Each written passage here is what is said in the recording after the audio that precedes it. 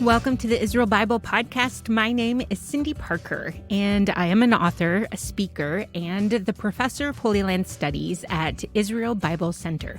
I am passionate about reading the Bible in the physical, historical, and cultural context of its day. And I really love having geeky conversations with people about new things. In this podcast, I'd like to invite you to join me as I sit down each week with other faculty members of IBC to discover and talk about new aspects of the Bible. These are some of my favorite dialogues because as a modern audience reading an ancient text, we know that the Bible does not need to be rewritten, but it needs to be reread. Along with all of the diverse courses at IBC and the roundtable talks that Dr. Gruber conducts with world-renowned scholars, we also regularly hold panel discussions at IBC, and we bring faculty members on and discuss a whole host of fascinating issues. A while back, we did a whole series on the differences between Greek and Hebrew thought and how those differences influence those respective communities' ideas around their ideas of where their origins came from, thoughts on the afterlife and resurrection. And if our conversation here whets your appetite, you can go find the whole entire course on this issue at israelbiblecenter.com. We are not going to be able to cover everything here. It's just too expansive of a topic, but we can lay the foundation with the question, what are some of the key differences between Greek and Hebraic thought? And then how do those differences play out in how we understand the biblical text? I'm joined in this conversation with Yeshaya Gruber, Nicholas Schaser, and Pinchas Shir. Now, I also have to say, like all academics, we have to talk about how this conversation is in general. And there's just too many small details, the ins and outs of the particularities. Take Greek thought. There is not just one kind of Greek thought. There is a diversity among the Greeks. And so we end up having to spend a bunch of time explaining terms before we get to the heart of the issues we're trying to discuss. But we also have to resist oversimplification. So while the three of our panelists explain everything in much greater detail in their course, I'm going to just dip our toes in by having Yeshaya describe two well-known Greek philosophies that you've probably heard of. So the Stoics, very, very brief summary, not doing them justice at all, but they trace themselves back to Zeno, who talked about virtue above all and being impervious to circumstances. So whether I get good fortune or bad, it won't affect me inside. I know how to deal with it, and that's the true virtue, to be able to handle yourself well in every situation. And then Epicurus talked about living moderately, avoiding both pain and fear to the extent possible, and seeking good pleasure. So not just unrestrained pleasure, but seeking to have pleasure in your life in a moderate way. And this for him was the good life. And of course, diversity in Jewish thought already existed at this time.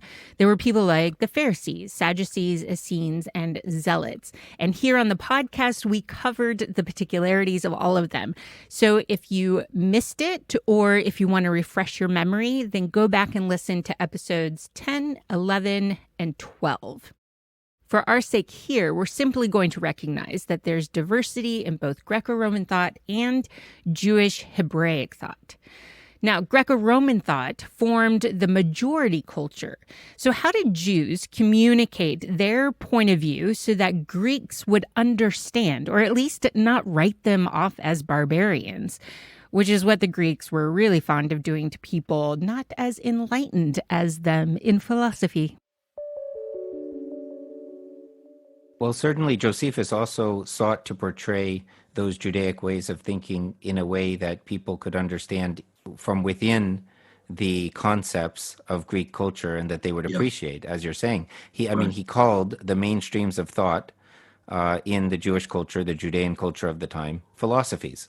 Right. He wanted people to understand them as philosophies, like the classical Greek philosophies, whether Stoic or Cynic or Epicurean or what have you.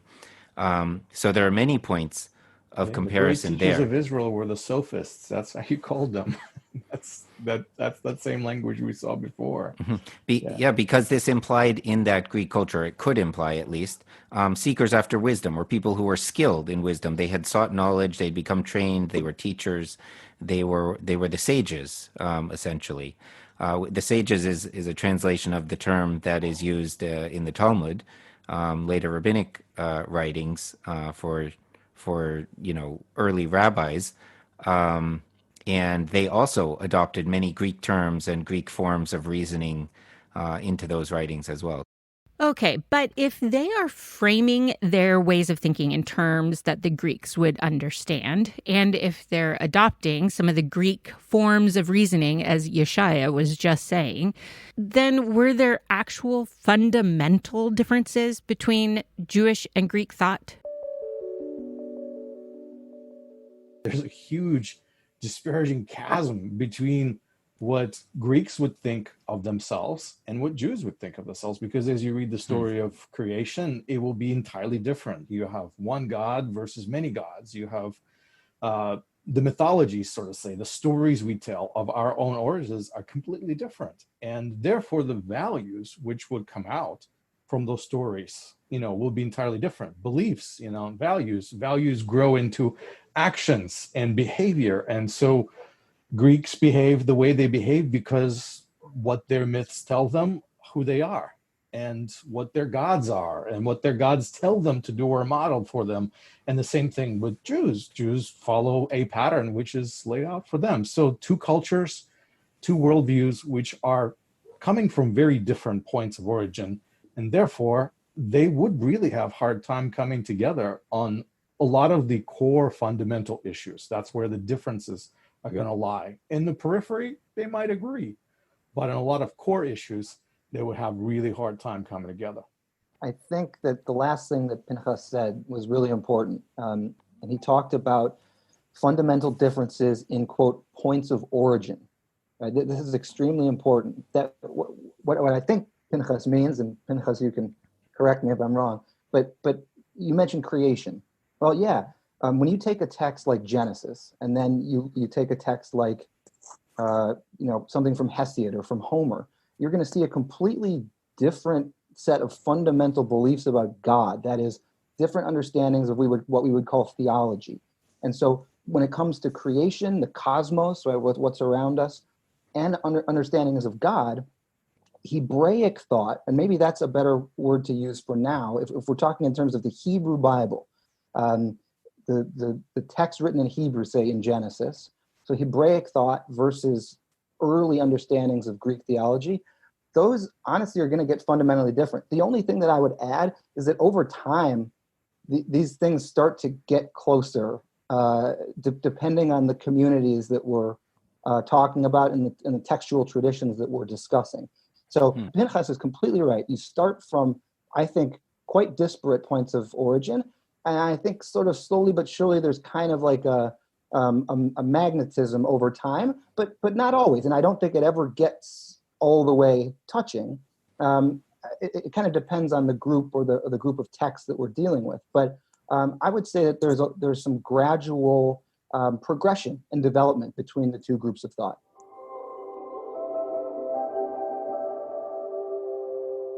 Okay, so let's just keep this train of thought going.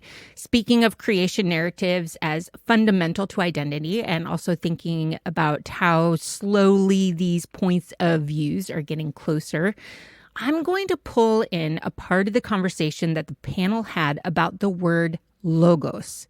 They had a really long discourse on it that is really fascinating, and I would encourage you to go back and to listen to the whole thing, because that term was already well established in Greek. So Greek writers used the word, and then Jewish writers started using it.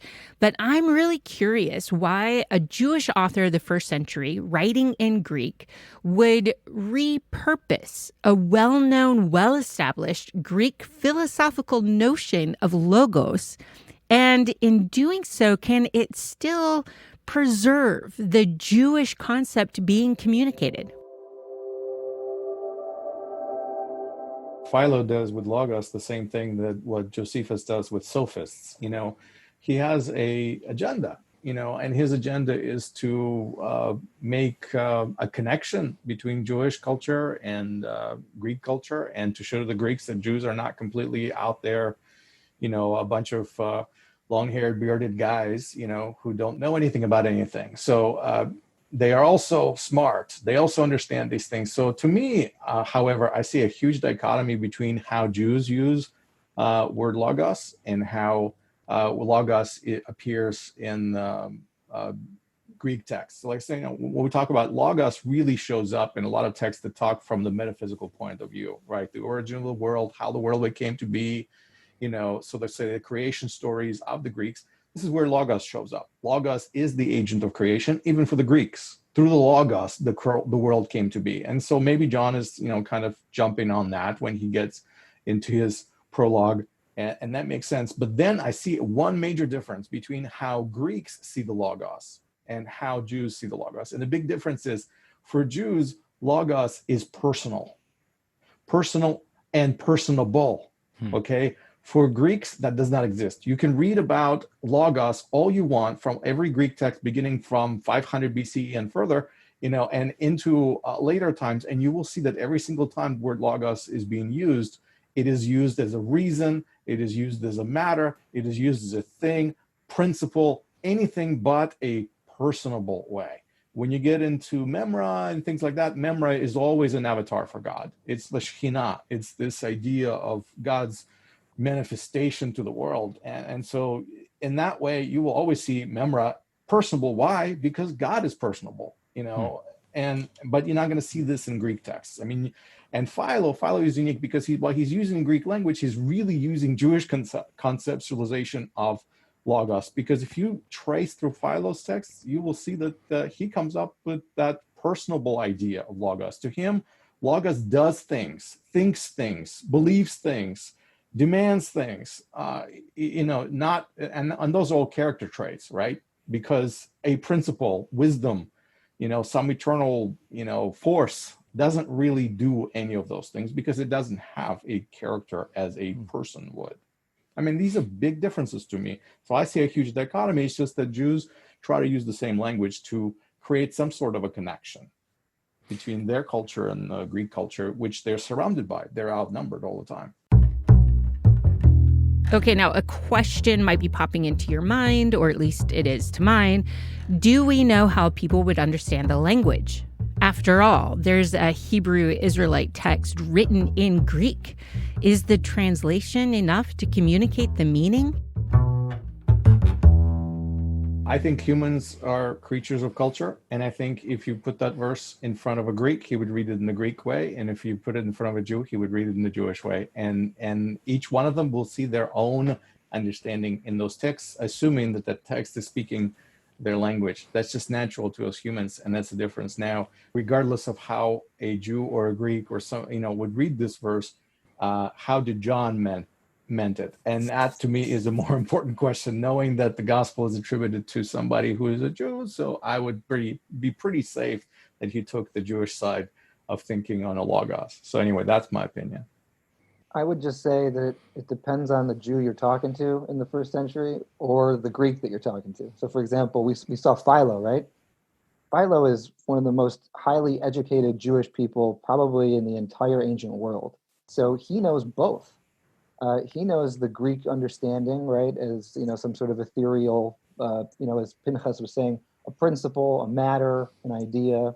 He also clearly knows the Judaic understanding of the logos as a personal being and an intermediary in that way. But okay, so let's say you talk to somebody in Galatia who let's say like a recent convert to the Jesus movement, a non-Jewish convert. That person is probably going to read John and read the Greek logos into that. Now, I think probably the same could be said for a particularly uneducated Jewish person in Galatia. That is, if a Jewish person, and just like today, like there are all different kinds of religious people and capabilities and knowledge of their own tradition. So if a given Jewish person in Galatia is not particularly educated about their tradition, they might read logos in the more the Greek style as well. So again, I really think it has to do with level of understanding of the ancient traditions, which is kind of what we're trying to put on the table here today. And then also different geographical and cultural positions. But it could go either way. It's complicated. Hey, just like today, right? In English speaking, if you open the Bible in English and you read, in the beginning was the Word, and the Word was with God, and the Word was God. Well, immediately is going to be populated into your head whatever you think word means, right? And there's not one definition of a word at all. So that is, you might not be getting, by just reading in English, you're probably not getting, the actual fundamental message of John, which is why here at Israel Bible Center we're trying to help you on your journey and offer you some ways not only to learn the ancient languages, right, of these texts, but also to open up some of the theology and the Judaic ideas behind this material. Right. Okay. So it's complicated, and we cannot do too much assuming about what went on in the heads of ancient people. But there are other ways we can talk about how Greek thought was quite different from Hebrew thought.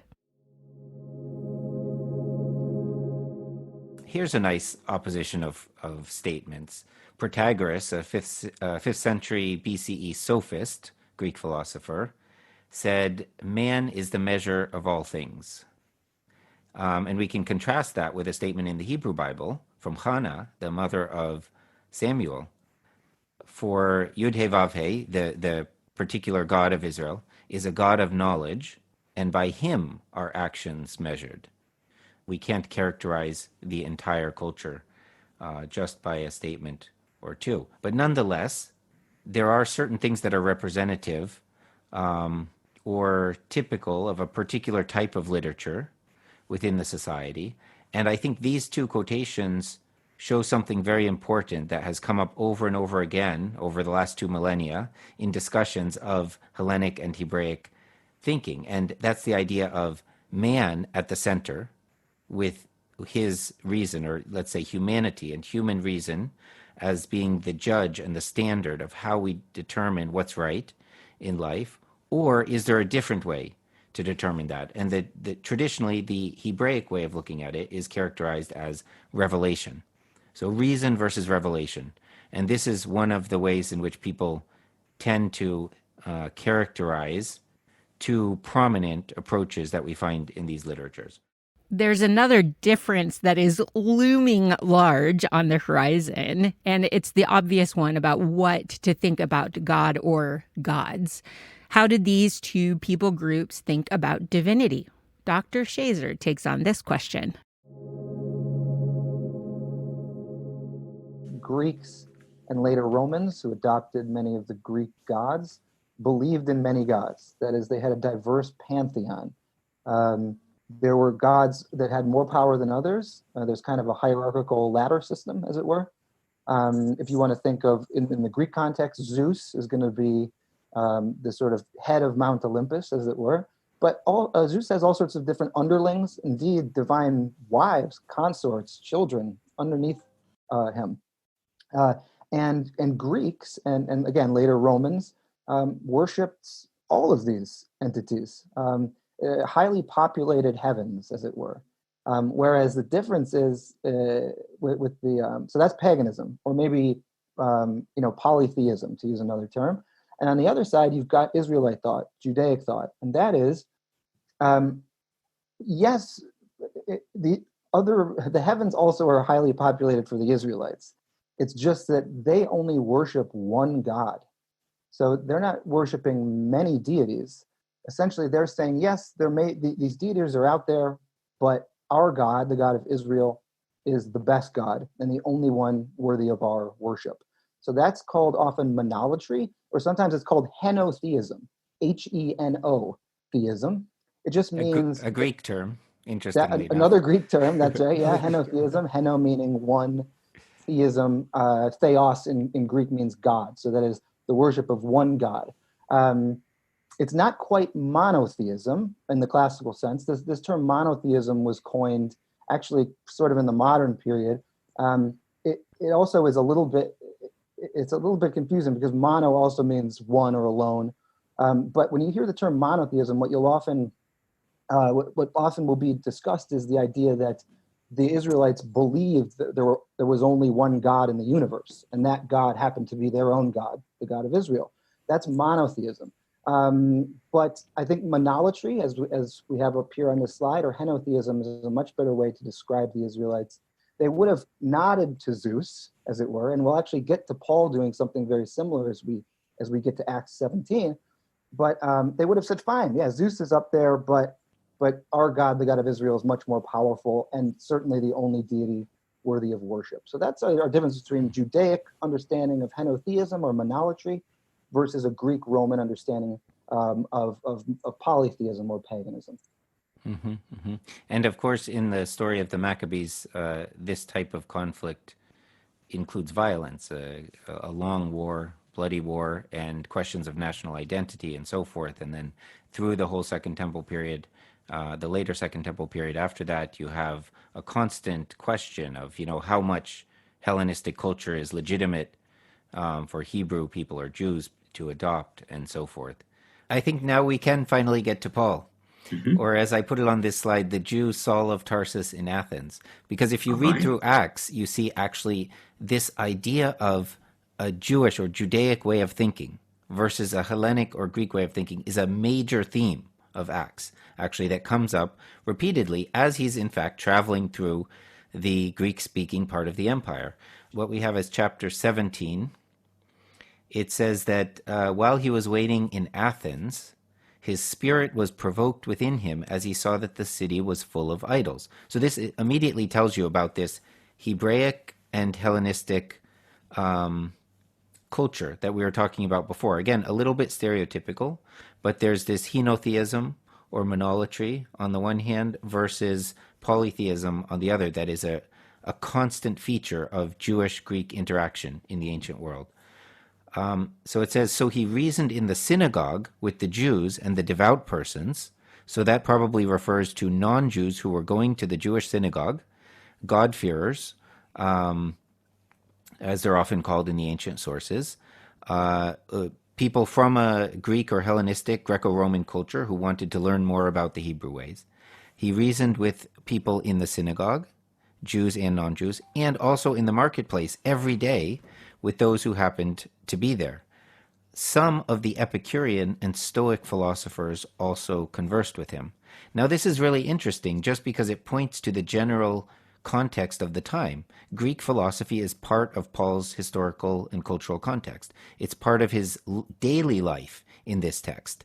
Every day he's discussing with people in the marketplace. And if anyone has been to Athens, you know that the ancient marketplace is this large area where we're told in classical sources, Socrates would go to debate and discuss with people. And then just above the marketplace is the Areopagus, the place where he's going to go to have a more formal conversation with philosophers. So these philosophies had been around for a long time already in Greco-Roman society by the time Paul arrived in Athens. And so we see in the book of Acts that this is a part of the context. And it goes on to say that Paul, standing in the midst of the Areopagus, said, "Men of Athens, I perceive that in every way you are very religious or pious. I found also an altar with this inscription, to the unknown God.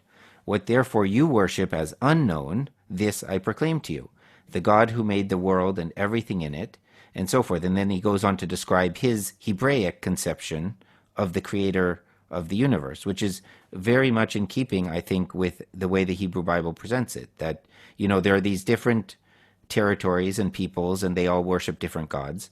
And there's also a God of the land of Canaan, or Israel. But the difference is that this God of Canaan/Israel also happens to be the creator of the entire universe. And that is precisely what Paul then tries to explain to these Greek philosophers. And he does it in an interesting way. I mean, we have a very brief summary, of course. But he says, "As even some of your own poets have said, for we are indeed his offspring." And that is actually a quotation from an attested work of Stoic poetry, actually. So Nicholas, let me go to you first. I have all kinds of questions about this passage. I mean, I'm interested in the approach that Paul takes in trying to relate to the other people. I'm interested in the philosophical context. But I mean, I'll open it up to you and let you comment on this as you see fit. I think something that's really important to point out, and we talked about, learning the foundational ancient thought first, and then taking step two. This is actually not a bad place to take step two. And that is, so notice what Paul's doing, right, in his own ancient context. He goes into Athens. He's vastly outnumbered. There's a lot of smart Greek people there, and they're talking about all sorts of things. And actually, when Paul, we don't have it in the passage up on the slide, but when Paul starts talking, some of the Greek philosophers and thinkers look at him and go, "What is this?" Essentially, in Greek, it's like this seed picker. What is this guy throwing little seeds down and picking them up again? That meaning he's talking. He's babbling. He's not talking, and he's not progressive, right, in his discussion. And yet Paul wants to explain to them the primacy, right, the superiority of the God of Israel, right? There's that henotheistic idea that many gods exist, but our God is the best. And so Paul wants to explain this.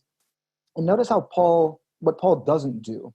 Okay, and this can actually get us into a modern evangelical, that is a modern way of like expressing faith or expressing biblical beliefs to other people. Paul doesn't come in with like a Bible in his hand, like a hammer, and say, all your gods are stupid. You're dumb. You're dopey. You don't know what you're talking about. Just listen to me, because if you don't, my God's going to smite you. All right. That is not what Paul says. In fact, Paul takes the absolute opposite tack. Paul says, look, I see that you all are very religious, very pious, and I actually respect that. Now, in his head, he's likely thinking, I hate these idols, right? But for the sake of discussion, right, and discourse, he's taking this move. And he says, look at all these different gods that you have. Well, there's one here that you say is to an unknown God. The Greeks and the Romans like to leave God spots open because there's so many deities in their pantheon that there must be one more lying around that we just don't know about. Anyway, Paul takes that and repurposes it and says, this is actually the God of Israel. You just don't know it. And by the way, my God's the best God because my God created the heavens and the earth and everything in them. Now, the last thing that I'll say on this too is notice the text, the poetic text, right? That Shia pointed out, right? What does the Greek poetry say? Remember, this is not Jewish, right? This is not in the Bible. This is, for all intents and purposes, if we want secular philosophical poetry of the Greeks. And the text says, for we are indeed his offspring. Okay. So Paul is using his offspring there to talk about the offspring of the God of Israel, right? That is this God of the land of Israel, right? But in the actual context of the Greek sentence, right, if you actually look at the text, it's not talking about the God of Israel. It's talking about Zeus. And so what Paul does is kind of jams the God of Israel into a text that is not talking about the God of Israel. It's talking about Greek deity, right? But Paul is comfortable using this to try to get into his discussion and open up possibilities for ears to be open about the greatness and superiority of the God of Israel.